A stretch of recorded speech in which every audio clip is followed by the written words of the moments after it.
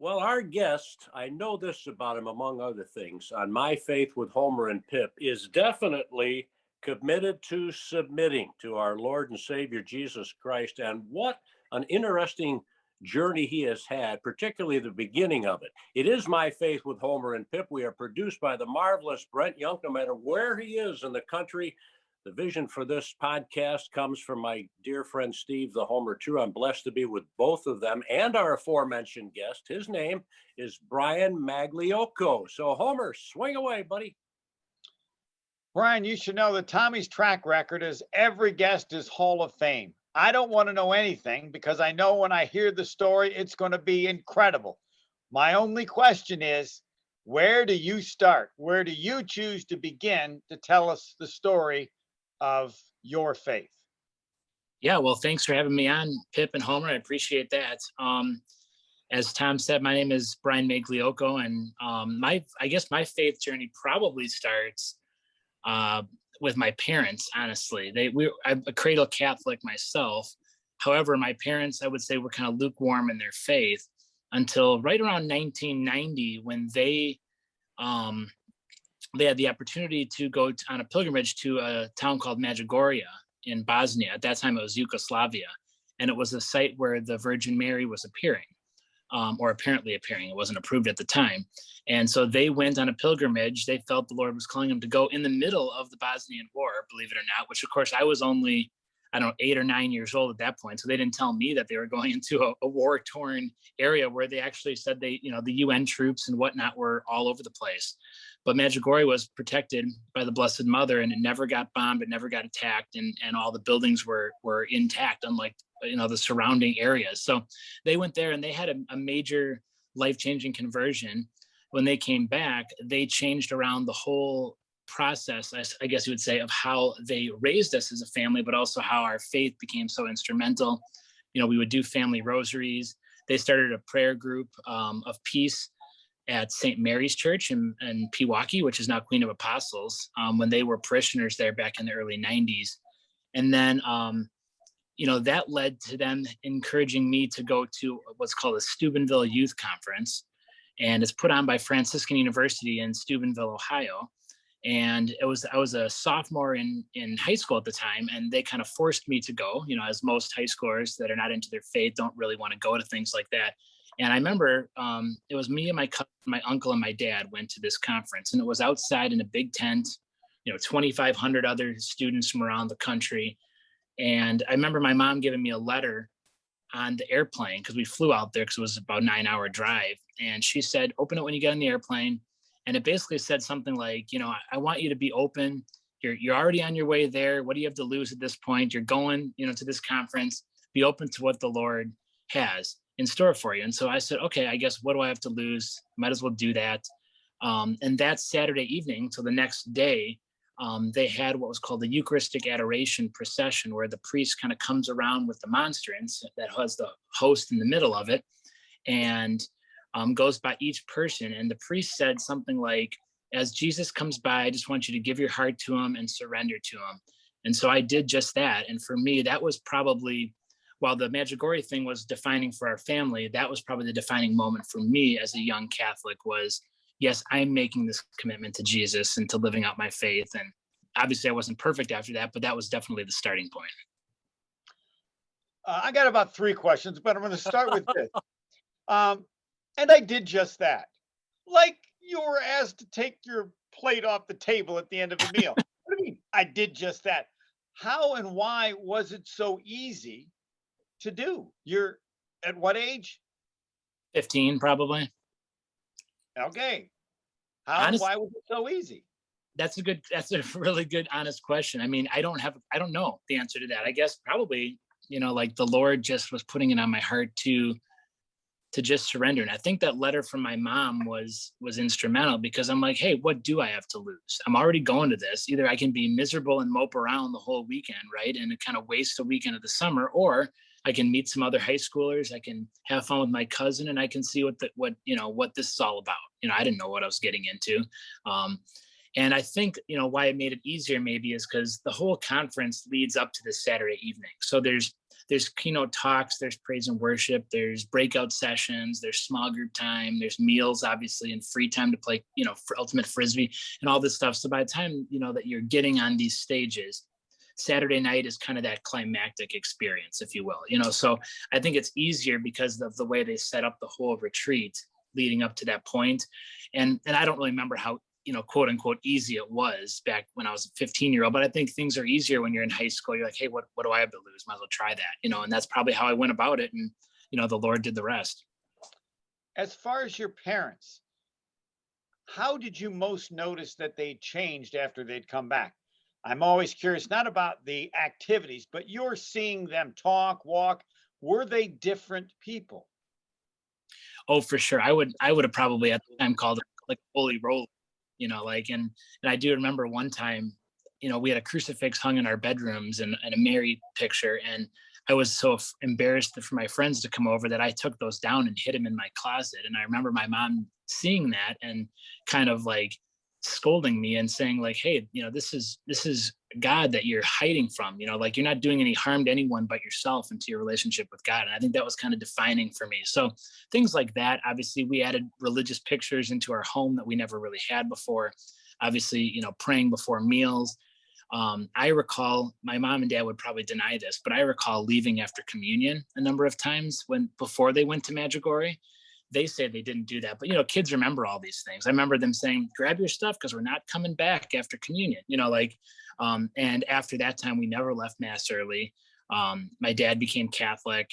They started that Marian prayer group that I mentioned. We did the family rosary, and we had times where we would do little catechetical sessions where my mom or dad would teach us something about the faith and a lot of other things. But I think those were kind of the defining things. And then they joined some groups.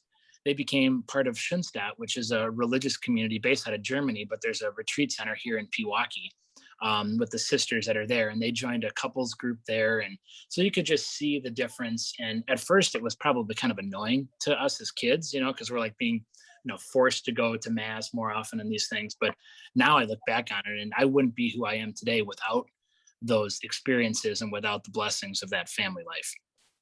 And how did they address the miracle of the Virgin Mary, or their appearance, or how they felt they saw, or what happened when they were there? I don't exactly remember what experiences they had necessarily. Obviously, they didn't see the Blessed Mother, but they were in on, there's an apparition going on and you could attend it, so you're in, and I've been to Magliocco myself. And so I would say when you're in those experiences of the visionary seeing Mary, it's just very peaceful.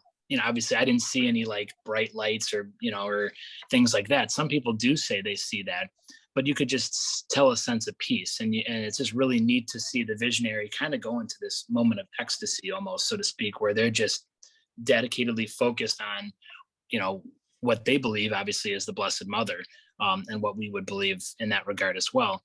So I think my parents just had, peaceful experiences like that. And like I said, with literally the UN walking around with machine guns, and trusting that they felt that the Lord was calling them to be there during that time. And there's a huge story that goes along with that, which I actually shared a little bit of that in my video series called Hope Encountered that we did with Arise Milwaukee, the ministry that I run. And it's too long to go into today, but basically, long story short, they were kind of nudged by Mary and by Jesus to go on this. And so they just knew, even though it was a war-torn area, that they should be there. And I think it was really impactful for them, so much so that they went back again about 2 years later after the war. I'm now curious when you're going to throw in what you're doing now, but we're at age 15, I believe. So I get the feeling there's some more stories. Take it away. I can fast track it a little bit. So after that, I felt like I was excited to get confirmed, which I would say most high schoolers are not excited to be confirmed. And so that was my next step, which was obviously receiving the Holy Spirit was a powerful experience. My uncle that came on the youth conference trip with us was my sponsor. Still very close to him today. And then I ended up going to Franciscan University of Steubenville in Ohio for my college years. And while I was there, I thought I was called to be a physical therapist, and I really wanted to help people. Well, I got a D+ in anatomy and physiology my freshman year. So I don't think, Homer, you want me to be doing any therapy worked on you, because I couldn't figure out what muscle was what bone and what, area of the body, obviously. So I realized that God was calling me to help people in another way. And that ended up being youth ministry. And so I finished my theology degree and ended up becoming a youth minister for 10 years here in the Archdiocese of Milwaukee, and down in Kenosha, St. Mary's and St. Therese parishes for 7, and then up here in Elm Grove, Milwaukee area for the final 3 years. And at the time I met my then wife in Kenosha, and we got married in 2010. And after our second child, we felt, it was time for her to stay home. And she ended up staying home with the kids. She left teaching at Aquinas Academy in Menominee Falls, and I had to leave youth ministry because I just couldn't support working for the church on a single income and supporting a family. And so I came to work at my dad's company here in Brookfield called Captivate Exhibits, and we build trade show displays. And then kind of backtracking just for a couple minutes, in 2006, we started an event called the Wisconsin Catholic Youth Rally. And it was a Steubenville type youth conference here in the Archdiocese of Milwaukee for high schoolers. And then a few years later, we added a middle school component. And a few years after that, we added a Catholic school component. And so that event's been going on for 17 years. And that ministry merged with Arise Missions in 2017 and became Arise Milwaukee. And now we serve people that as young as little children, because we have a family day, all the way through senior citizens and everyone in between. And our mission statement at Arise is helping people encounter Christ in the Catholic Church.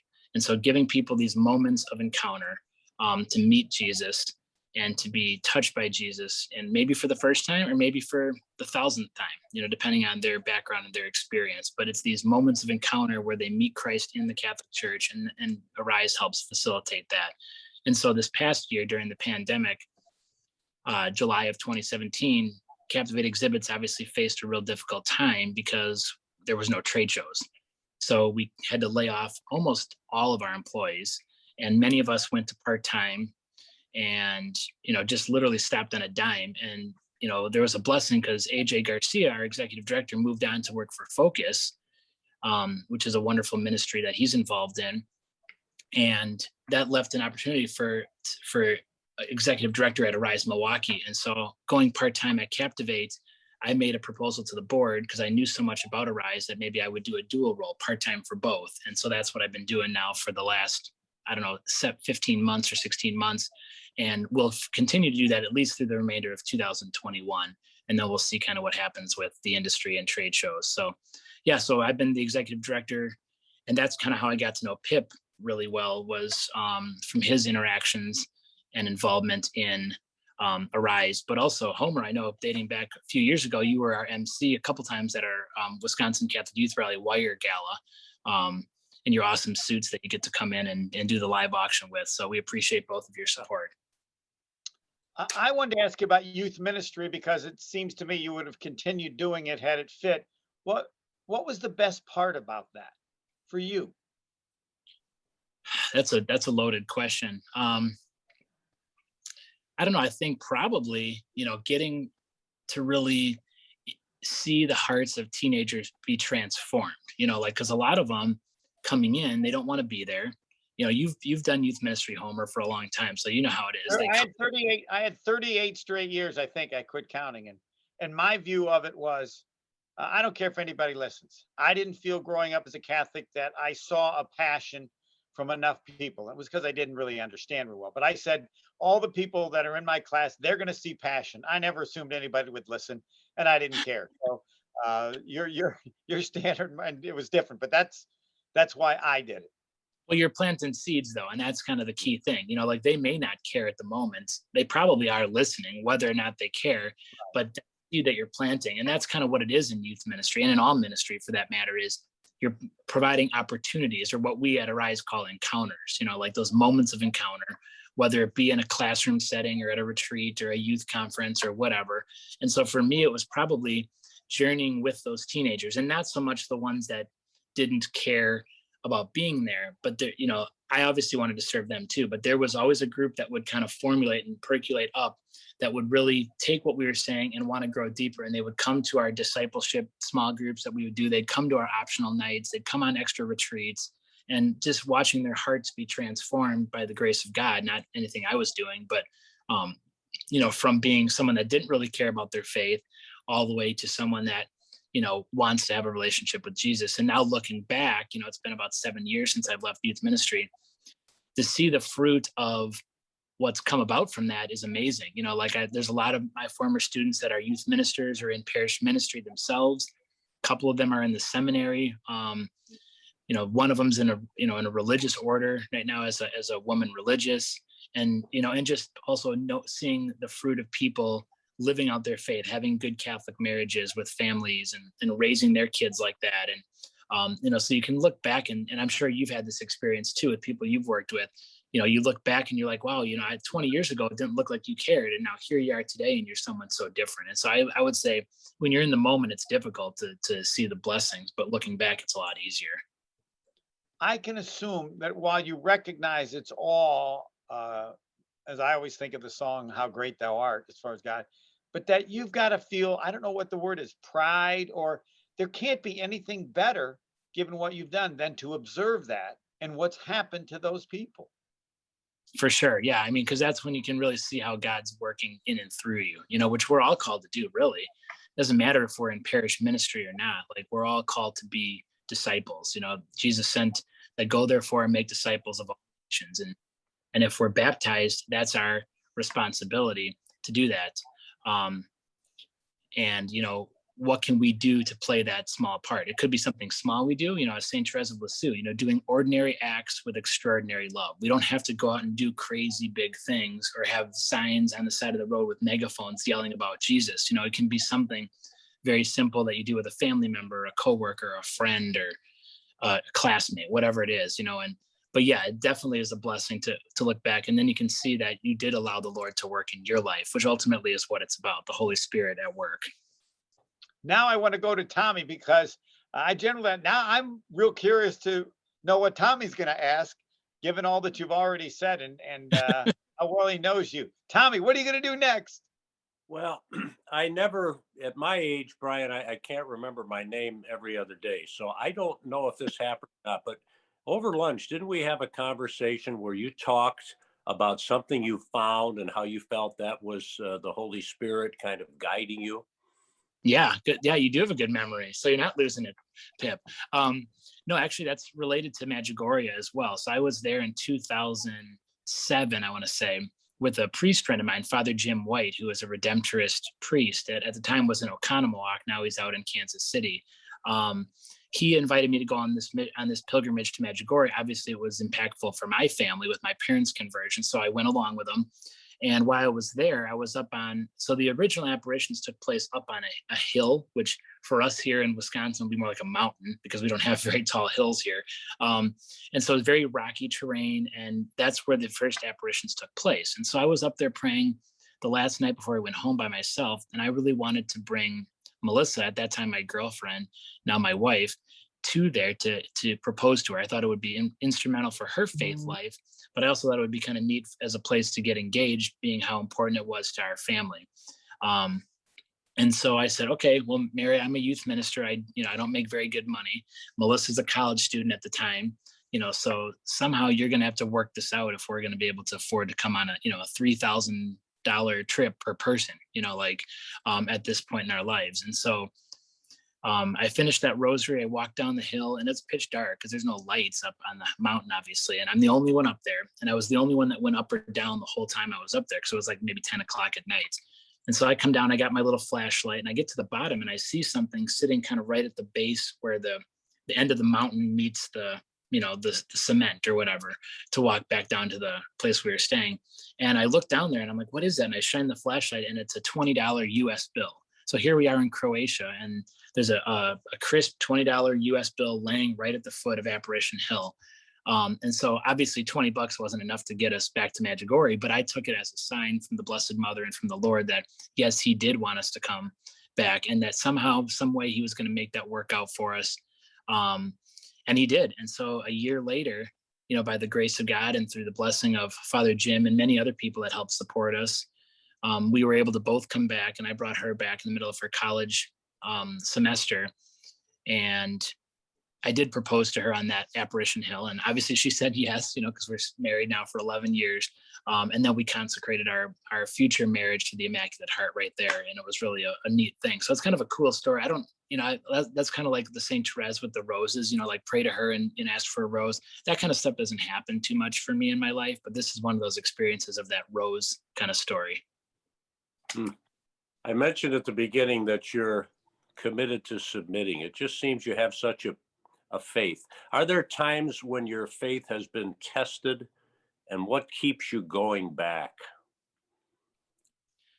Definitely. I mean, I've been blessed. I haven't had any major life crises like cancer or anything like that. I know people that have had that, and obviously those are difficult situations. So I've been blessed to not have those situations. However, there's little things that have happened. I remember in college once, where even though I was at Franciscan University, which is a devout Catholic school, I was really struggling with my faith, in the midst of that. And I remember, at the time, I was even having a hard time going to mass for a little bit of that time. And I don't know why the reason was necessarily, but I kept doing a daily rosary, which I had picked up from my parents. And I didn't really want to do the rosary, but I didn't want to break my habit either, because I'm like, once you break it, you'll never get back in it. And I was kind of like counting the days I had been doing this in a row. So obviously that's not the best intention for doing a rosary. However, it kept me praying during that time where I was having that kind of spiritual dryness, if you will. And I was only 19. So what did I know about like having a devout faith life at the time? I still don't know what that's all about. I'm 39 years old now. So, but that consistency of praying the rosary and having the Blessed Mother be there. So again, the Blessed Mother has been so instrumental in my family and my faith life and my marriage, and in my family life now. So that's one example. Another one would be, we went on our honeymoon, and most people enjoy their honeymoon a lot. And obviously we had some fun times, but we skipped right, the in sickness and in health. We skipped the in health and went right to the in sickness. And so on day 3 on our honeymoon, so we've been married now 4 days. My wife picks up some sort of a Mexican bug down at a Mexican resort, which many people do. And usually you work through it in a day or two and you're better, right? Well, hers lasted a year and a half. And she came home and got deathly sick, with different bugs. And eventually she ended up getting so sick that she became allergic to herself. So her body was producing a protein to fight off the infection. And so she ended up getting hives all over, and we had to see all these doctors. And it was very trying for both of us, obviously worse for her because she was the one suffering through it. But it was hard for both of us because here we are in our first year of marriage. It's supposed to be that honeymoon year, where you're enjoying and hanging out with friends and traveling. And we didn't get to do any of that. And we had to miss a lot of things, obviously, because she was sick. So it really taught us, one, to trust in God, that we can get through it. And we did. She's a lot better. She still has effects from it now, but obviously she's back to living a normal life now. But secondly, it helped us to see that there's more important things in life than traveling or hanging out with friends or going to, a festival or a brewer game or whatever it is, like it's our faith and it's our marriage that, is bonded together. So probably brought us closer together as a couple, even though we didn't get to enjoy those honeymoon years that most people do. Thank you for sharing that. One of the reasons that Homer's such a great interviewer is that he's such a wonderful listener. So I'm just feeling like he's got something he wants to ask you based on some of what you've shared here recently, Brian. Homer? I do have one. Of all the people you've met at the different ages and that you've influenced, if you just say had only 15 minutes with them or someone new, what would you start with? What do you start with that you think is the most important to tell people about a faith or your faith? Oh, that's a tough question. Probably just that we don't have to do anything. The Lord has already done everything for us, first and foremost by dying on the cross and rising. So we've already been saved. We've already have that salvation, and we get to receive that grace through the sacrament of baptism and the other sacraments we receive. So it's not something that we have to do. It's something that we have to be willing to let the Lord do for us. And similar, like your question was like, back when I was in high school and I said it was easy to just say yes to God at that time. Well, in the moment it was. Does that mean it's been easy every day since then? Of course not. I've fallen, I've failed, I've gotten up, and you just have to keep getting back up. So it's a constant yes to the Lord, I think is what it is. Like if you, For those people that believe like once saved, always saved, and you just say yes to God and you never have to do anything else again, sadly, they're probably going to fall away from their faith at some point, because it isn't just a one-time thing. You can't just get baptized and now you got it all figured out. That's a step in the process. And then ultimately it's that daily saying yes, falling down, getting back up, falling down, getting back up. And even when you don't feel like praying, like I had that struggle in college and I've had it throughout my life, still committing to it, even if it's just 5 minutes, like anytime that you can give a minute with God, whether it's going to mass or adoration or the rosary or taking a walk outside and just thinking about the Lord and nature, whatever it is, like however you can encounter Christ. And I think that's what's so beautiful about our faith is there isn't one way to meet Christ. Obviously the mass is the source and summit of our faith, but beyond that, I mean, there's hundreds of ways that we can pray and that we can meet Jesus in a day-to-day. And I think that's the key thing is what you're feeling or how you're doing, or if you're sick or you're healthy or things are good or bad, whatever it is, like keep trying to pray and do that on a daily basis, even when you struggle. What's the best part? What do you see as the most amazing part about God, Jesus, the Holy Spirit? Probably that he's got something new for us every day, and just when you think that you got it all figured out, you don't, and just when you feel like your life's perfect, then there's something that gets in your way. But ultimately, at the end of the day, the Lord is still there. And I think during this pandemic, I think that's been really instrumental for me, because I think about, those early days when we were locked down and we couldn't go to church and we couldn't do things.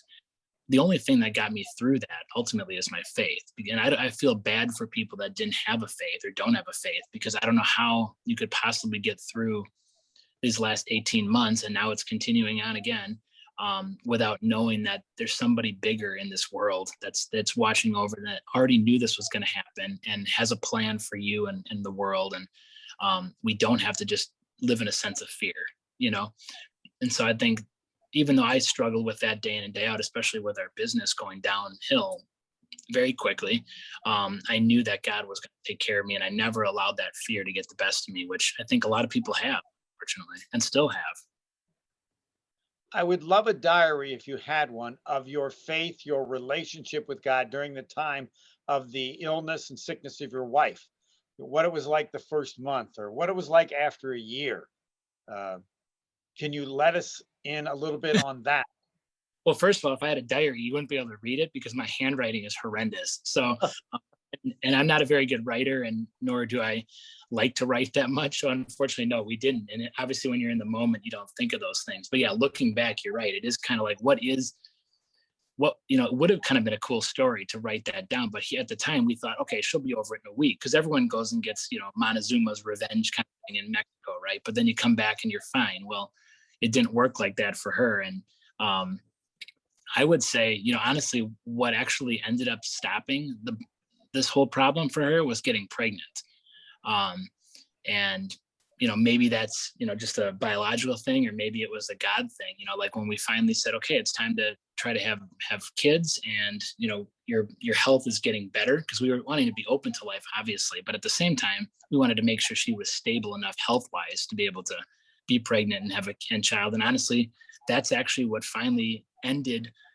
It was getting pregnant and being pregnant. And when she was done being pregnant, a lot of that symptoms just went away, so we definitely saw that as a God thing, that when we said yes again to being parents, for that first time, and we have 4 kids now, that, the Lord took care of us again. So yeah, it's pretty neat story. And obviously Melissa would probably be able to tell it better, because it's her story. I just was there with her. But and I know she, it was very traumatic at times, but the Lord was with her too. And obviously I was there to help her, and so was her family and her friends, and we made it through it. But it was a tragic, and it's unfortunate, because you want to have that in health time, especially when you're first married and you don't have kids and you want to do things, and we didn't get that opportunity. But I think we were able to grow deeper as a couple because of it. So it's probably a blessing in disguise. I just wonder if after a month, because you clearly have a great faith and a great relationship, communication with God, you're going, let's go, God, this is a month. And then after 2, it's 2, it's a year. Come on. And so I'm curious as to your strength and your faith through that whole time, or if it's just like when you were young, it just you just did it, it felt comfortable, and you were always confident it would work out? Or Not. And it's been so long, I can't remember honestly how we felt in that experience, but I remember us getting very impatient with each other, like, because we'd be like a second away from going out the door to meet some friends or to do something, and then she would get sick. And then unfortunately, I would probably get frustrated with her, like, hey, what the heck? Let's go. Like, we had some fights out of it too, but ultimately it helped us be stronger. So no, it was not ever like we were like, oh, okay, whatever, God, God's got this in the plan. But ultimately we knew that was the case. But it's hard when you're in the moment, right? So people that have cancer say the same thing. It's like in the moment you're like struggling, but then when you look back on it after the cancer's gone and you're better, you're like, wow, God really did have his hand in that terrible experience, or even if someone lost a loved one for that reason, their spouse or their family says, oftentimes can say the same thing if they're people of faith and say like, well, it was a tragic thing. However, the Lord was there and we saw it because of XYZ, So no, unfortunately, we were not perfect saints. And I was probably harsher on it at times because I was feeling fine. I wanted to go out and do things and she wasn't. And she was the one suffering and I just was going along with it. So she's probably more of the saint, honestly, and in all of it than I was. has your faith changed? Do you focus on the same, or do you notice that you address this more, or this has touched you more? You're young, but not young in terms of number of years of clearly a very strong faith. Is everything the same as you view it, or has anything changed? Oh, it's different for sure now because when you're a dad, as you guys know, like things are a lot different. Like you're looking at the world in a different way. You're looking at it in trying to protect your children from things of this world that we may not want to have our kids experience. Especially my oldest kid is only 9, so my kids are younger, and so just trying to protect them and help raise them in the faith. So my focus tends to be more on that than it is on youth ministry or ministry in general, because I've heard so many horror stories of like pastors, not necessarily Catholic, but it could be Catholic, that their kids actually hate the faith when they grow up because all they remember is their dad or their mom being at church all the time and never being at their baseball games or never doing this and that. And so for me, the most important thing I can do now is take care of my wife and my kids. And even though I'm working the 2 jobs, I really strive to be present, get home at 5:30 or 6 and be there I'm coaching my son's baseball team. I coached 3 baseball teams this summer for my 2 daughters and my son. So, and just trying to be there and enjoy those moments. And then after they go to bed, if I have to work again, great. But ultimately making sure that Melissa and I are having date nights too, and I would encourage anyone that's married to make sure that you don't forget about dating your spouse. And both of you have been married much longer than I have, but that's something I've learned right away. It's you could easily just be people that live together and have children versus, a team, a husband and wife team that is in love with each other first and then their children second. Because I didn't marry my children, I married my wife, and so trying to take care of her and myself, the kids is probably my first priority, and everything else kind of comes after that. And I think that's the way that our vocation as married people is supposed to be. And it's not easy to do that because there's times I'd rather go out with friends or go to the Brewer game or whatever. And, and we have to make those sacrifices. And I think that's probably something I've learned, not great at it, but, working at it. I will defer to Tommy, but he will say this: every guest of my faith, I end up thinking of a T-shirt. And I think I didn't marry my children, I married my wife. I hope you'd wear it because I would make it. And I think that is so profound. I hope everybody would appreciate it as the way I do. So Tommy, it's yours. That might be Brian's T-shirt.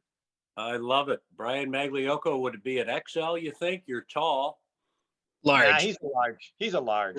Yeah, You're large. A little bit baggier. So medium would fit, but large would be better. Oh, I wish I had that concern.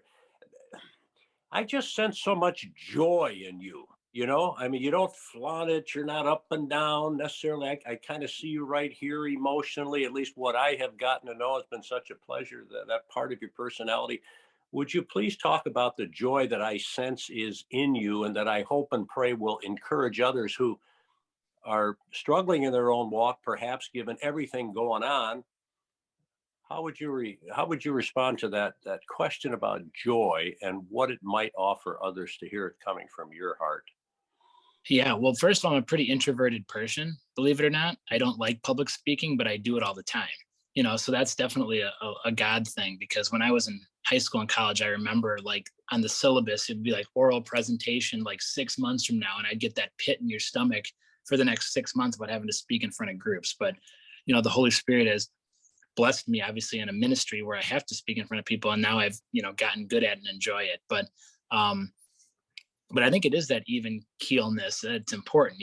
Ups and downs can be very difficult when you're like, because in life, overall, it's kind of like almost being in the stock market. You're going to have ups and downs, but you want to stay level. You don't want to panic in those moments. So I think it's very similar in the faith life. Like if you keep the joy, and joy is different than happiness. To your question, like, am I happy all the time? No. I'm probably unhappy more often than I'm happy, because like we have, aches and pains and life and COVID and fears and anxieties and sins or whatever, so I'm a fairly impatient person with myself and my kids and whatnot. So, but joy is different than happiness. Joy is an internal disposition, a choice really that you're making to, even in the good times and the bad, to continue to trust that what God is doing is going to work out and going to make you a better person. And joy is a choice, because 9 times out of 10 you're not happy. You roll out of bed, you have a backache or whatever, and the last thing you want to do is put on a happy face, and that's not the same thing. Jesus is calling us to be joyful, which means to keep the peace and to know that ultimately he's got a plan, and that's different than being happy. I think people get confused, like, oh, Christians have to be happy all the time and they have to always be smiling. Well, that's actually probably fake. It's very fake when all you do is put on a happy face, because ultimately we're human beings and we're not going to be happy all the time. But the joy, I think, comes from something deeper. Homer has been planting those seeds, as you say. He did it for 40 years. He's been doing it. He continues to do it by the way he lives his faith. You the same. And I admire and respect both of you for that. You hear so much about young people, Brian, today, and looking at cell phones and not communicating, and laziness and no faith. But yet I sense in your world, you're encouraged by what you see about those who will come up, not only behind us, but even behind you. Yeah, I think we have to start younger, honestly. And because what we would have done maybe 10, 15 years ago, and Homer, you would attest to this after 40 years of doing it, like what happened, when you were in high school, kids are now experiencing in middle school, or sadly by kindergarten, first, second grade, with some of the crazy things of our world that are happening and that are being taught in the schools. And so we have to really start our children younger in having that faith. And it does start ultimately with the parents. If the parents don't go to church, or don't raise their kid in the practice of the faith, or don't care about their faith, their kids aren't going to either. And it's going to be very difficult to get them, because our world is a very jaded place. It's sadly a very negative place, divisive. I mean, all the words you can think of to, summarize where we are as a planet right now, and as a country right now, is very divided. And those that have the faith are the ones that are going to remain the strongest, I think, and be able to get through these difficult times that we live in.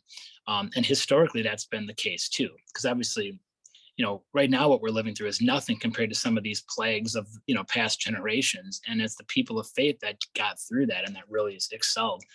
So one thing that Arise Milwaukee did this summer is we had an Arise Family Day. It was our first of time ever serving young children in that kind of a capacity. And we had 500 people that came to it, probably 350 of which were kids. And the parents, and we only made it really inexpensive, $20 a family, so that they could partake. We had the Archbishop there. We did a decade of the Rosary. We had bouncy houses and face painting and snow cones and sugar all over the place. My son's like, oh, I had 3 snow cones, 12 bottles of root beer, 2 cotton. I'm like, oh, geez. And he doesn't do the sugar too well either, but he did really well, and he had a great time, and the kids will remember that. And one of the coolest things we did was we had religious sisters and brothers, priests and seminarians and deacons, and the Archbishop that were there just mingling around. And we told the kids to go up, we gave them a little passport book, and we said, go up and ask a question to different religious sisters, priests, whatever, and get their signature on it. When they filled up the book, they got a stamp and got a prize. and the kids loved it. But it was really neat to watch these 7, 8, 9-year-olds go up and ask these sisters questions. And the sisters were amazing. They got their faces painted, and they were drinking Kona ice, snow cones, and eating cotton candy. And I think it was great for just the kids and the parents to see that religious are real people too, and that they want to have fun and they want to be joyful. There's that example. They showed us the joy just in the way, the disposition that they were living. And so I really think that as a society, and our call as a ministry is to serve people as young as possible. But everyone really needs to meet Christ. And that's why we've decided to serve all ages in various configurations. Homer, do you have anything else? The only thing I have is I would like that we get this to Brent, where I have never seen a face painted sister in my life. And when we play this and the people see the video, I would like that Brent would put up a picture, and Brian would send it to us, because I'm pretty sure I'm not the only person that has never seen a face painted sister in his life. Pip, have you ever seen, Tommy, have you ever seen a face paint? No, sir. It was great.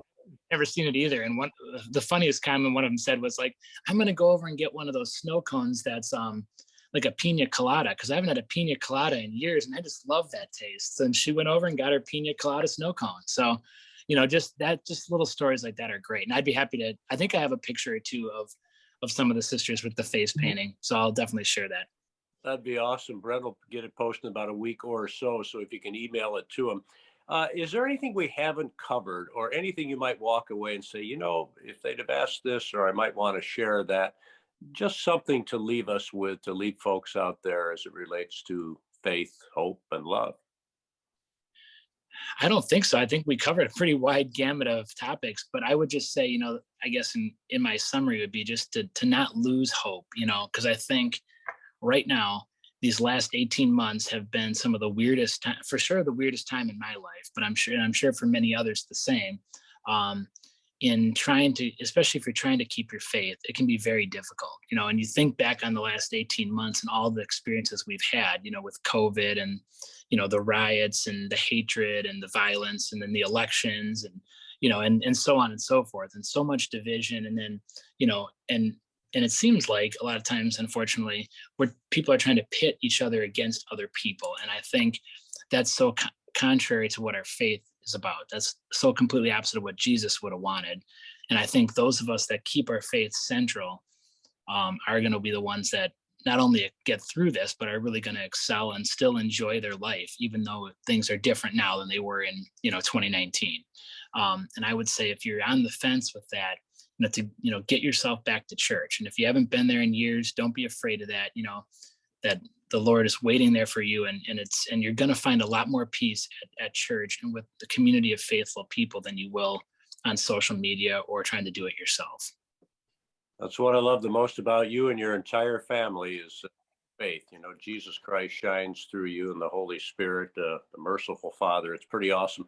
Brian Magliocco, thank you for sharing on My Faith with Homer and Pip. I know that it's been a blessing for us, and will be to anyone who gets to see and hear you. My pleasure. Thanks for having me on. It's been fun, guys. You bet. God bless you and yours, the family, and thanks again. For the Homer, I'm Tommy Pippins. It's My Faith with Homer and Pip, and our incredible producer, Brent Young. If you have an idea for a guest, pippinstom@yahoo.com, P-I-P-I-N-E-S, pippinstom@yahoo.com. Brian has a meeting at the top of the hour, so we're out of here. God bless everybody.